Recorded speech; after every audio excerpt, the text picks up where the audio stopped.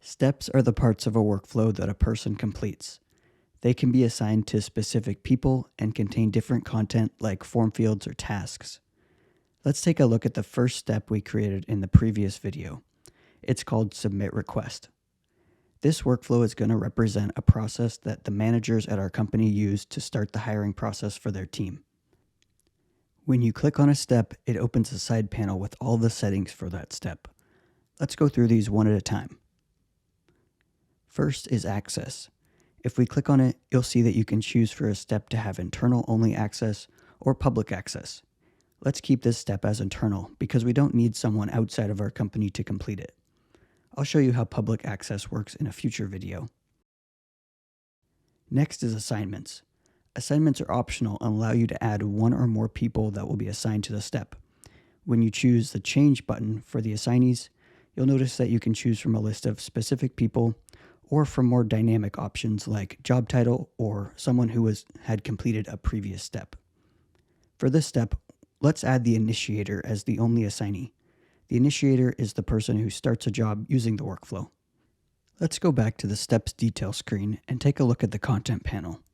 Here is where we add the content that we want someone to see or complete. For example, we could add some text content to provide instructions and some form fields that we need them to complete.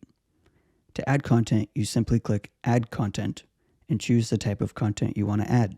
I'll start with a text content type and add a heading with the text, New Hire Request.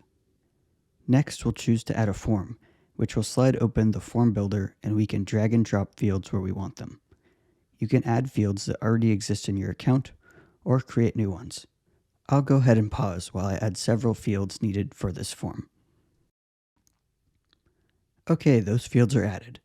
Next, I want to show you how you can add conditional content that will only show up when specific conditions are met. For example, when the field Is this position a replacement is set to yes, we want to show another form field. To do this, we'll choose the conditional type from the content menu. First, we'll set the conditions with the form field variable of is this position a replacement with an is equal to operator and a value of yes. Excellent. Now any content that we add below will only be visible when those conditions are met. I'll add a form with a field here asking for the managers to provide a reason for the vacancy.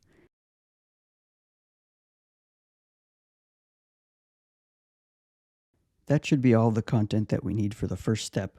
In the next video, we'll cover how to set up different types of routing between elements.